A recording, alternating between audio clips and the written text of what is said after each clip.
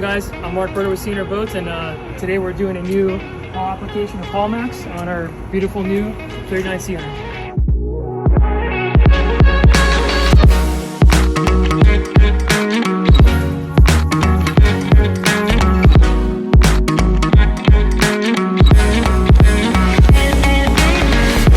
So what I'm doing is I'm acetoning the bottom, take off the access dust from the sanding, so my primer can stick, and then my Maxx bottom paint can stick to the primer.